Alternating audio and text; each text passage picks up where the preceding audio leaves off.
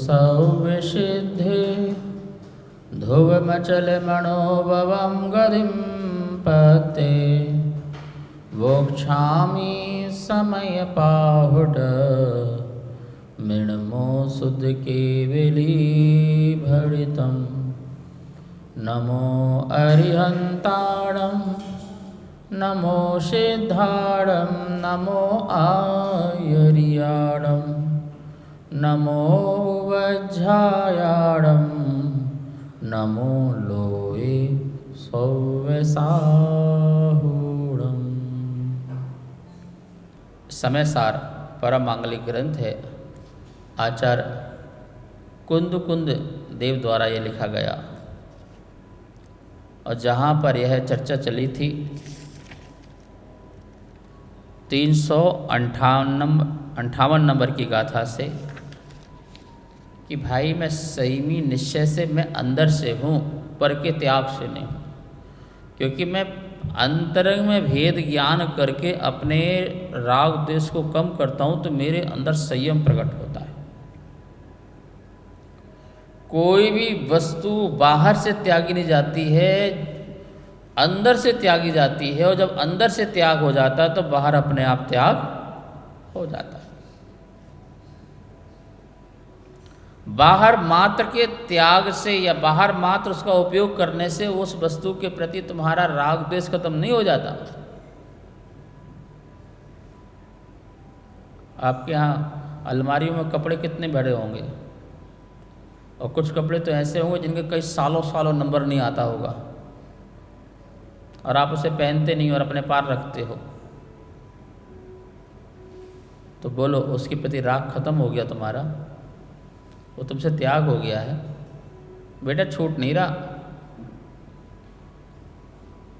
दीपावली आने वाली होगी तो सारा सामान निकलेगा, एक एक सामान को देख रेख की जाएगी, और वो भी निकलेगा जिसे आज तक तुमने यूज नहीं किया। जो शादी का जोड़ा था ना, वो आज भी रखा हुआ है, और उसे तो ऐसे सुरक्षित रखा हुआ है संदूक में, और साल में एक बार खोल के तो देखते हैं दीपावली, जो सफाई करते हो, हा देखो इसको पहन के हमारी शादी हुई थी, ये हुआ था, वो हुआ था, स्मरण करते हो, और उसको साफ सुथरा करके फिर बना करके ताला लगा करके फिर रख देते हो। कोई पहनना देना कुछ नहीं है, छोड़ना भी नहीं। मैंने स्वयं घरों में अनुभव देखा है इसको। 7 दिन पहले से सफाई होगी, सारा सामान निकाल लेंगे, और वो सब फिर दोबारा फिर गठरी बांधेंगे, उसको उठा के फिर अलमारी के अंदर, फिर संदूक के अंदर, फिर यहाँ रख करके फिर शांति। सफाई हो गई भैया। क्या हो गई सफाई? क्या किया तुमने? उसकी डस्ट निकाल दी, और बाकी फिर दोबारा फिर उसके। बच्चों ने कहा मम्मी इसको अलग कर दो, क्या करोगी, यूज लायक थोड़ी है, यूजलेस है। तुझे कुछ पता नहीं, चल शांत रख, तुझे कुछ मालूम नहीं। कभी तो काम आएगा पोछा के, कभी काम गद्दा बनाने के, कभी गदला बनाने के, क्या क्या काम आएगा, कुछ ना कुछ उपयोग होता रहेगा। कभी पर्दा बन जाएगा, कभी कुछ छोटे बच्चे आएंगे। अच्छा ठीक है मम्मी, 10 साल से तुम यही तो बोल रही हूँ, और 10 साल से आज तक तो उसे यूज किया नहीं है। यानी कि मैंने तो यहाँ तक देखा है कि जो चप्पल टूट गई हैं वो भी रखी हुई हैं। बोले क्यों? कभी मोची आएगा तो उसे ठीक करा के यूज कर लेंगे, तेरे काम आएगी, उसके काम आएगी, इसके काम आएगी, किसी की तो काम आएगी। कमाल की बात, इतनी सारी वस्तुएं, इतना सारा सामान, यूजलेस सामान, लेकिन तुम्हारा वो घर से बाहर नहीं जा रहा। क्यों नहीं जा रहा? इसका कारण क्या है? उसके प्रति जो राग है, नहीं शादी का जोड़ा था, नहीं ये उनने दिया था, नहीं ये तो अपना है, नहीं ये तो मेरी मेहनत का है, नहीं ये तो बहुत अच्छा गिफ्ट था। ये मतलब कितने प्रकार के विचार लेके बैठे हुए हैं, और राग के इच्छाओं से उसे छोड़ने के भाव नहीं आ रहे। वो छूटेगा नहीं। क्यों? जब तक तुम उसको राग नहीं, उससे राग नहीं निकालोगे। क्या राग? क्यों रखना है बच्चा? अलग करो, क्या उपयोग है? मुझे कोई राग नहीं है, सर छोड़ो, अलग करो। ठीक है, और उससे आपका राग जैसे खत्म हुआ तो 1 मिनट के अंदर ही वो वस्तु घर से बाहर निकल जाएगी। कभी अपने पूरे घर को खाली करके देखो, सिंपल रह के देखो कितना आनंद आएगा। आप परिग्रह शांति देता है, आप परिग्रह सुख का कारण है, परिग्रह दुख का कारण है। और कौन सा परिग्रह? ये जो रखा ये नहीं, इसके प्रति जो ममत्व भाव है वो परिग्रह। मूर्छा परिग्रह, मूर्छा को परिग्रह कहा गया, ममत्व भाव को परिग्रह कहा गया, इसलिए तो वो तुम्हारे पास है। जिस दिन उससे ममत्व भाव यह मेरा है ऐसा भाव निकला, तभी आप उस वस्तु से बाहर निकल गए। और सुनो, और जब ये भाव निकल आ जाए ना, तो वस्तु चाहे तुम्हारे पास रखी हो चाहे नहीं रखी हो, उससे कोई फर्क नहीं पड़ता, कोई फर्क नहीं पड़ता। अब वो टूट जाए, फूट जाए, जल जाए, उससे कोई फर्क नहीं पड़ता, सड़ जाए, गल जाए, कोई फर्क नहीं पड़ता। लेकिन जो तुमने संभाल करके पोटली रख दी थी और उसमें कोई आग लग जाए, कभी काम आएगा, तो तुम बहुत ज़्यादा परिणाम तुम्हारे खराब हो जाएंगे। क्यों? क्योंकि राग में विघ्न आ रहा है, उस ममत्व में विघ्न आ रहा है। मेरी थी, कैसे जल गई, कैसे हो गया, तो छोड़ दिया था, तुम जानो बेकार, कोई मतलब नहीं, हमारे लिए कोई काम का नहीं। तो देश भाव से नहीं, साम भाव से छोड़ दो। अब मेरे इज नहीं है, मैंने इसका त्याग कर दिया। जैसे आपका ममत्व त्याग हुआ, राग त्याग हुआ, उस वस्तु में कुछ भी हो जाए तुम्हें कुछ नहीं होगा। ऐसे ही घर परिवार परिग्रह सबके प्रति अपना ममत्व भाव उससे हटा लें। यह मेरा है ऐसा भाव हटा लें। आप रहो, आप उपयोग करो। हम भी तो आए हैं ना, आपकी धर्मशाला का उपयोग कर रहे हैं। कुछ न कुछ आपकी वस्तु का उपयोग हमसे हो ही रहा है ना। तो उपयोग करने में क्या बाधा है भाई? कहीं ना तो रहना ही पड़ेगा। जंगल रहो, चाहे बसतिका में रहो, चाहे धर्मशाला में रहो, चाहे मंदिर में, क्षेत्र में रहो, रहना तो पड़ेगा ही ना। बड़े तपस्वी हो तब भी आपको जंगल में भी कोई गुफा ढूंढनी पड़ेगी। गुफा में भी रहोगे कि दिन भर धूप में बैठे रहोगे? वहाँ भी तो एक से एक गुफा होती है, शीतल बिल्कुल। गर्मी की ऐसी गुफा हो, तुम्हारी एसी फेल है, सब तुम्हारी एसियाँ फेल है। इतनी शीतल गुफाएं होती हैं, तो वो भी तो ढूंढ के बैठते वहाँ पर उस गुफा से क्या प्रेम? जब तक निकल गए तो आगे निकल गए। नहीं यार, कुछ भी कहो, वहाँ की गुफा अच्छी थी, फिर चलते वहीं पर। ऐसा कुछ नहीं।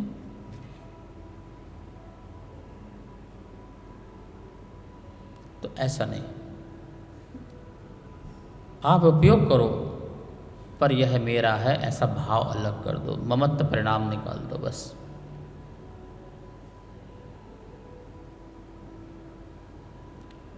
अपनी वस्तु से तो क्या, दूसरों की वस्तु से भी ममत्व भाव नहीं निकाल पा रहे,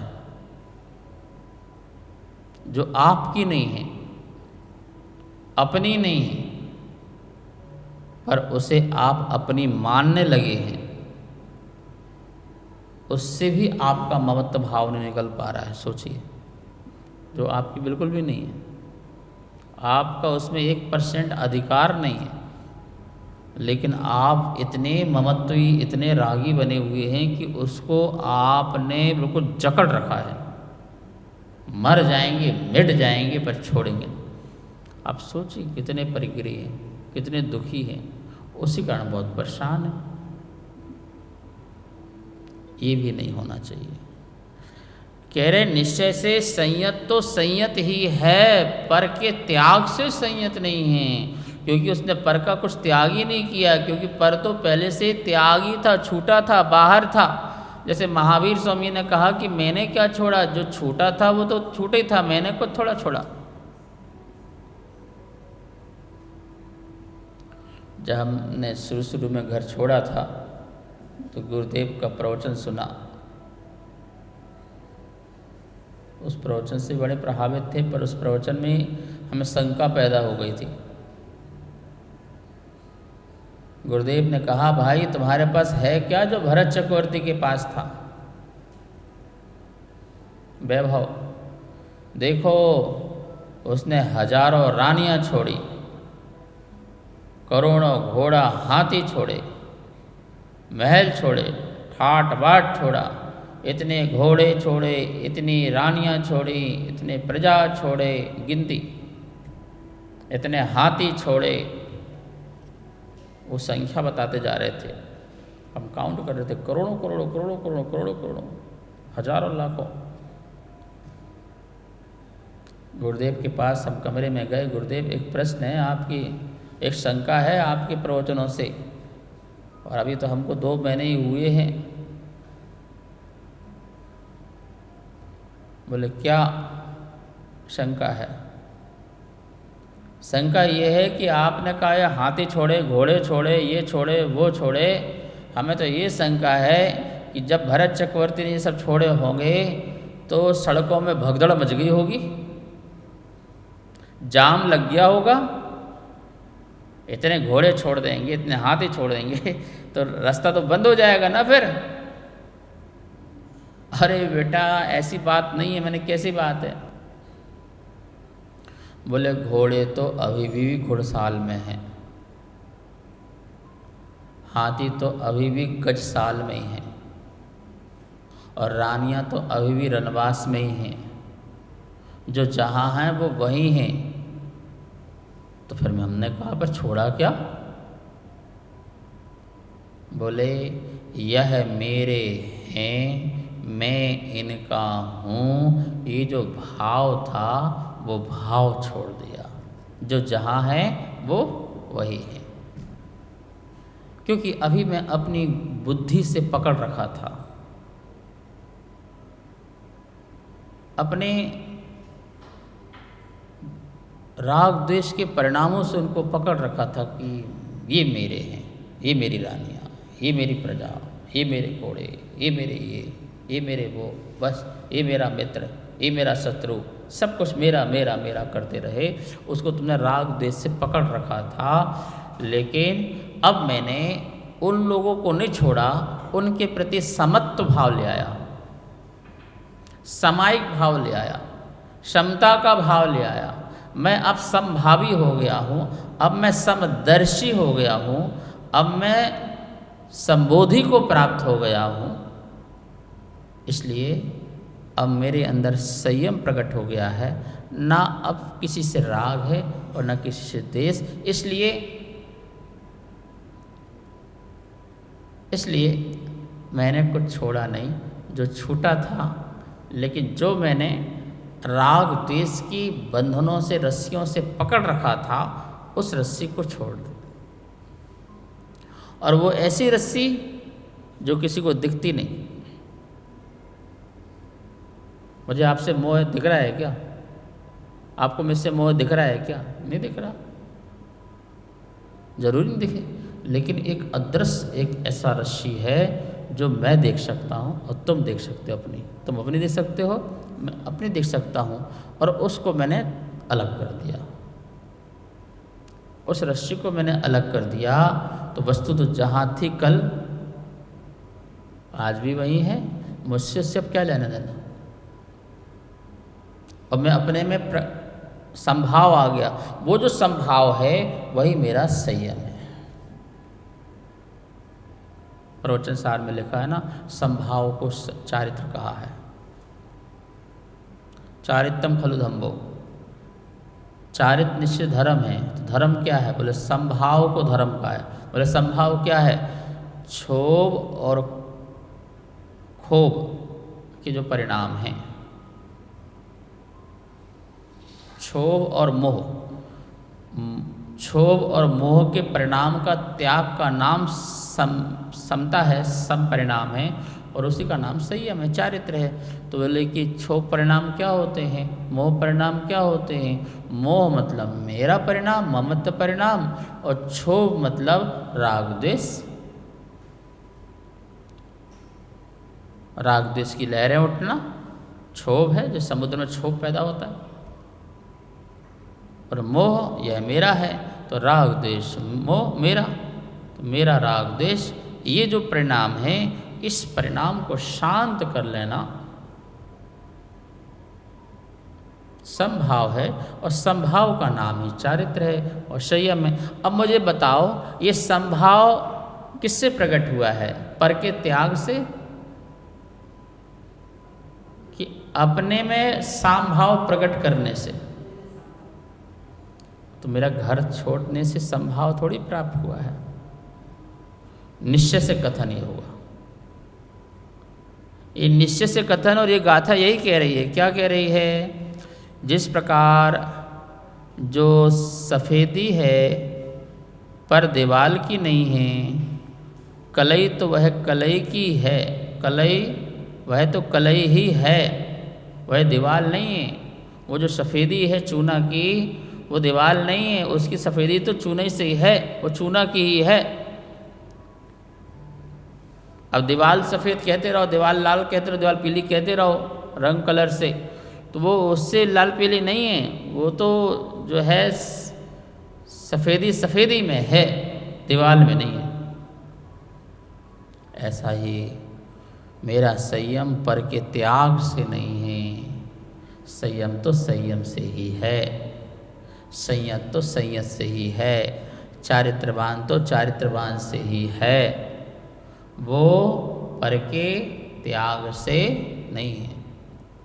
बाह्य पदार्थ छूट जाने से मैं संयमी नहीं हूं, संयमी बाह्य पदार्थ के प्रति मेरा राग द्वेष नहीं रह गया, उससे मैं संयमी हूं। देखो कपड़े से राग छूटा तो कपड़ा छूट गया, घर से राग छूटा तो घर छूट गया, परिवार से राग छूटा तो परिवार छूट गया, धन दौलत से राग छूटा तो धन दौलत छूट गया। ठीक है ना? अब ये दो दृष्टि हैं, एक निश्चय दृष्टि, एक व्यवहार दृष्टि। व्यवहार दृष्टि इसमें आगे आएगी। व्यवहार दृष्टि तो ये कहेगी कि मैंने घर छोड़ा, देखो न घर छोड़ा, न परिवार छोड़ा, न धन दौलत छोड़ा। ये व्यवहार दृष्टि जो छूट रही है, दिख रही है, वो उसकी बात करेगा। जो नहीं दिख रही है और छूट रहा है, उसकी बात कहेंगे वो निश्चय दृष्टि। बात को समझ में आ रही नहीं आ रही? जो नहीं दिख रहा है और छूट रहा है वो निश्चय दृष्टि, जो दिख रहा है और छूट रहा है वो व्यवहार दृष्टि। और दुनिया में व्यवहार को सम्मान ज़्यादा है, निश्चय को सम्मान कम है। बाहर से दिखने वाले त्यागी का सम्मान ज़्यादा है और अंदर से होने वाले त्यागी का सम्मान कुछ नहीं। क्यों? भोजन करके मैं अनासक्त रहूं तो तुम मेरा सम्मान करोगे क्या? बढ़िया छक्के भोजन करके आया पर उसमें मेरी कोई आसक्ति के परिणाम नहीं रहे और बिल्कुल मैंने उसके सामभाव से मैंने भोजन लिया और सामभाव से मैं दिन भर समता में रहा।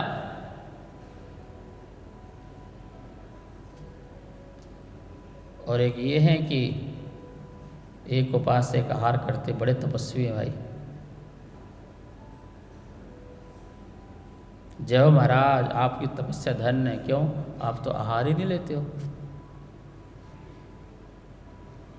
अब दोनों को बिठा दो सामने, तो तपस्वी कौन कहलाएगा? भोजन में लेने वाला कि जो भोजन नहीं कर रहा वो तपस्वी?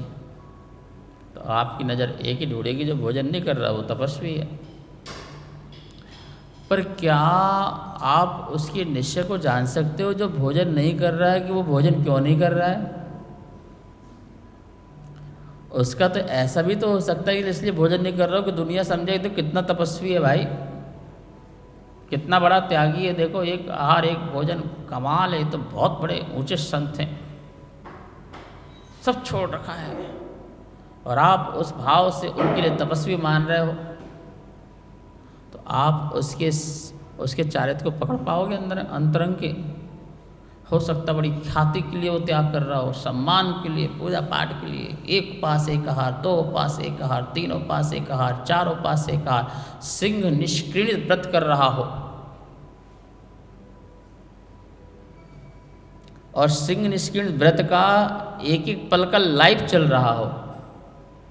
आज पहला दिन देखो यहाँ बैठे, आज दूसरा दिन यहाँ बैठे, रोज़ पोस्टरबाजी हो रही हो, रोज़ वीडियोग्राफी हो रही हो, ध्यान की फ़ोटो अलग, लेटने की फ़ोटो अलग, जाप की फ़ोटो अलग, इसकी फ़ोटो अलग, दुनिया भर की, और पूरा प्रपंच मचाया जा रहा हो, और लास्ट में अंत में उसका बहुत बड़ा आयोजन रखा जा रहा हो। देखो इतने बड़े तपस्वी और मैं उसमें सहभागी बन रहा हूँ। भाई मुझे करना था, मैंने चुपचाप कर लिया, मैंने शांति से कर लिया, अपनी आत्म कल्याण के लिए किया। किसी को पता ही नहीं चला कि इनका भी व्रत चल रहा है, उपवास चल रहा है, और वो भी क्या बोलते कोई फोटोग्राफी कुछ नहीं, कुछ निकल गया, अपनी पारणा भी हो गई निकल के, कोई क्या पता चलेगा। पहले जंगल में साधु एक महीने बाद उठ के आए और तुम्हारे नए गांव में आए और आपने प्रगान किया और चले गए, तुम्हें पता भी नहीं चला कि मांसोपासी थे। तुमने को पता भी नहीं चला कि ये 1 महीने के उपवासी साधु थे और आपके यहाँ पाड़ना लेके चले भी गए। बोलो पता चलेगा? मैं 7 दिन का उपवास ले लूँ और किसी दूसरे नगर में पहुँच जाऊँ और वहाँ मेरी पाड़ना हो जाए और किसी को पता ही ना चले कि मैं केवल 7 दिन उपवासी हूँ, और हार करके आ गया। ना मैं उसको बोल रहा हूँ, ना बता रहा हूँ, ना कुछ कह रहा हूँ, और आ गया। ये सच्ची साधना। लेकिन सारी टीम ही बना रखी मैंने प्रभावना के लिए। तो मैं ये तपस्या का प्रदर्शन है, त्याग का प्रदर्शन है। इसलिए जो बाहर से छोड़ रहा है वो अंतरंग से भी छोड़ रहा है, ऐसा जरूरी नहीं है। इस बात का ध्यान रखना। कोई हिमालय में जाकर बर्फ़ में जाके बैठ जाए और आंख बंद करके बढ़िया वीडियोग्राफी करा ले, वो तपस्वी जरूर थोड़ी है। भाई मैं सब दुनिया से भाग करके गया था आत्म शांति के लिए, पर वहाँ भी तुम्हारा प्रदर्शन चल रहा है। इसलिए हिमालय में बैठने वाला तपस्वी जरूरी नहीं है, तुम्हारी धर्मशाला में बैठने वाला तपस्वी बड़ा हो सकता है। इसलिए महावीर बाहर की दुनिया को देख करके कोई जजमेंट नहीं करते हैं। तुम्हारी अंदर की दुनिया क्या चल रही है उसको देख के जजमेंट करते हैं कि तुम क्या हो। तुम्हारे अंदर से राग देश के परिणाम डाउन है तो तुम तपस्वी हो, भोजन करके भी, स्थान में बैठ करके भी। लेकिन तुम्हारे राग देश की चरम सीमा, राग की चरम सीमा, कैसे चरम सीमा? कि भाई मुझे मोहल्ला जाने ऐसा नहीं, मुझे नगर जाने ऐसा नहीं, मेरी जैन समाज ही मुझे जाने ऐसा नहीं, पूरा वर्ल्ड मुझे जाने कि मैं भी कुछ हूँ, और इसके लिए मैं सब कुछ बहुत कुछ कर रहा हूँ। तो बोले आप तपस्वी है नहीं। आपकी साधना की खुशबू अपने आप बहे और लोग अपने आप ही आपकी साधना से प्रभावित हों,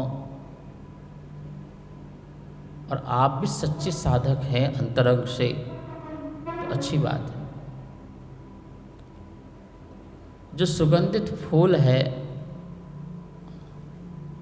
उसकी सुगंधी अपने आप फैलती है और उसे कोई विज्ञापन नहीं करना पड़ता है भौरों को बुलाने के लिए। दूर दूर से जंगलों से भौरे भागते हुए आते हैं उसकी खुशबू पाने के लिए, स्वमेव आते हैं, अंतरंग की साधना। ठीक है, ये बात कहना चाह रहे हैं कि भाई जजमेंट जब भी होगा वो चरणानुयोग से होगा। बाहर देख करके इन्हें छोड़ा, इन्हें छोड़ा, इन्हें छोड़ा, छोड़ना छोड़ा, ये कैटेगरी बना दोगे, फिर फर्स्ट, सेकंड, थर्ड, फोर्थ ऐसे बना दोगे। ये जो है 100वें नंबर के हैं, फर्स्ट तो ये हैं। क्यों? क्योंकि इनसे ज़्यादा इनमें है। तो आप वस्तुओं के, बाहरी की वस्तुओं के त्याग से उसकी कैटेगरी बनाओगे, लेकिन उसकी समता अंतरंग की संयम से, संभाव से, सामायिक से, ध्यान से उसकी तुम कैटेगरी नहीं बना पाओगे। क्योंकि उसकी कैटेगरी तो केवल ज्ञानी जाने, या वो व्यक्ति स्वयं जाने कि मैं कितने गहरे पानी में हूँ।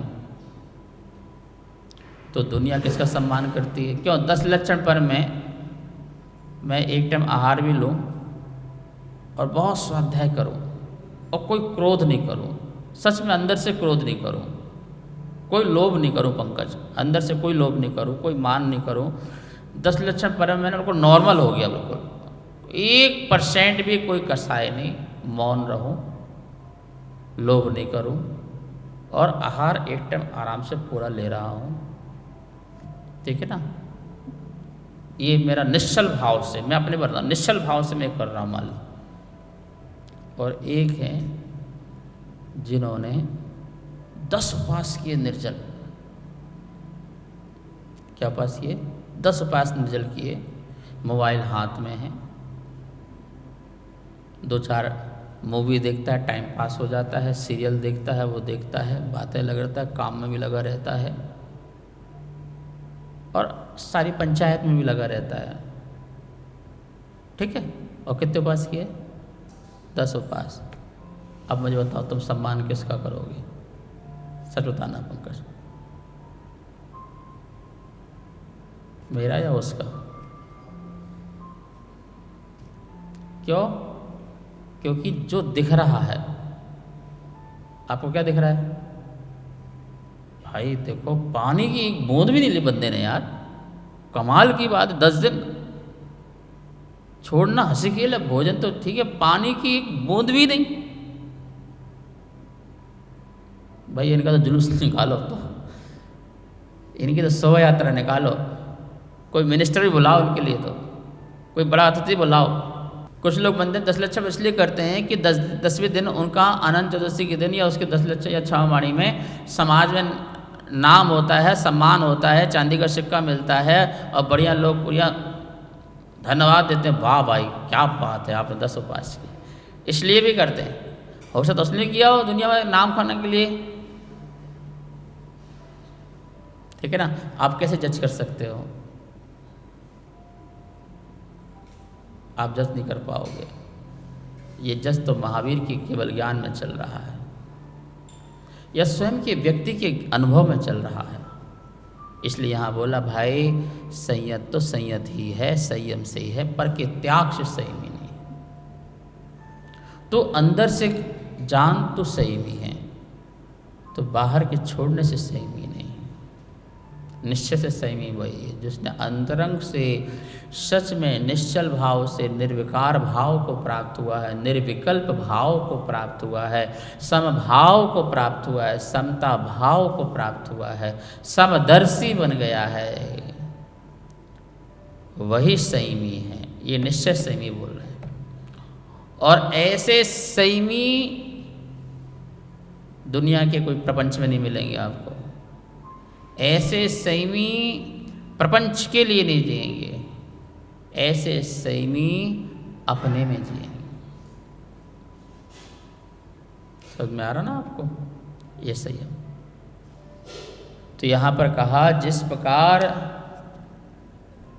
सफ़ेदी चूने की सफ़ेदी में ही है और सफ़ेदी से ही पैदा हुई है, दीवाल से सफ़ेदी पैदा नहीं हुई है या दीवाल की सफ़ेदी से दीवाल सफ़ेद नहीं कहलाई है, ऐसे ही तेरा संयम तुझसे प्रकट हुआ है, पर के त्याग से संयम प्रकट नहीं हुआ है। क्योंकि पर वस्तु तो छूटी ही हुई थी, लेकिन तूने अंदर से जो छोड़ा है वो छोड़ा तूने अपनी निज शक्ति से छोड़ा है। तो इसलिए वो शुद्ध लहरें भी मेरी हैं, अशुद्ध लहरें भी मेरी है। तो अशुद्ध का मैंने त्याग किया तो मेरा संयम मेरा है, पर के त्याग से मेरा संयम नहीं है। ये निश्चय से कहा। यहाँ कोई व्यवहार का लोप नहीं किया गया, निश्चय के अनुसार बताया गया है। आगे व्यवहार से भी बताएंगे, अपन उसको भी सुनेंगे। आज इतना ही। जा वाणी के ज्ञान से सूझे लोक लो, शोवाणी मस्तक धरो सदा देत हो दो। हे जिनवाणी भारती तो हे जपो दिन दिन, जो तेरी शरणा धरे सो पावे सुख।